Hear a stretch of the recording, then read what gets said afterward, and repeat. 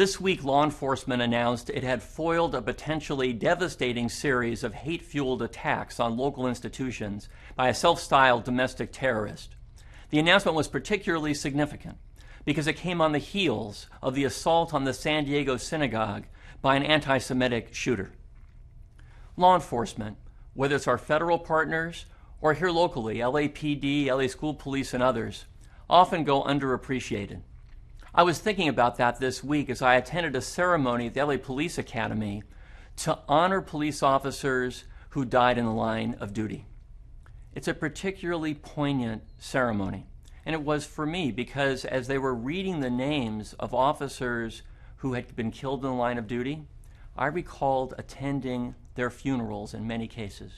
Those are tough funerals too, because in so many instances there are young families who will never see a parent come home again.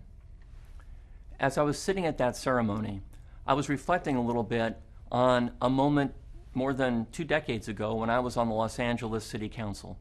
I was newly elected, and the police department had come under a lot of criticism. At the same time, there were others in the community wanting to stand up for the police department. It was a very volatile moment. And in that setting, I recall attending a meeting in Sherman Oaks.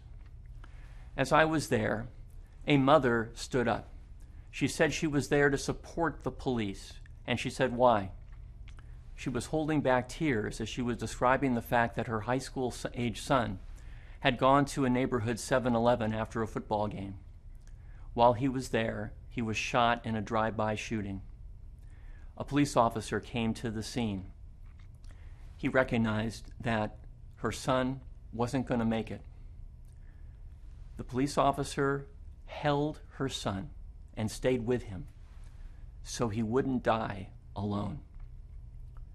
I recounted that story to my new city council colleagues and said to them, even as the department always needs to improve, it's also the case that we have to bear in mind not just the bravery of police officers who work to protect us, but also bear in mind they're people.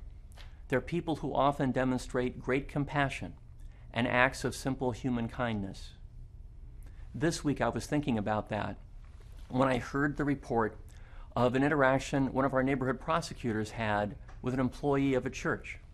The church employee came to my neighborhood prosecutor and said there was a 6-year-old child who was living in a nearby homeless encampment.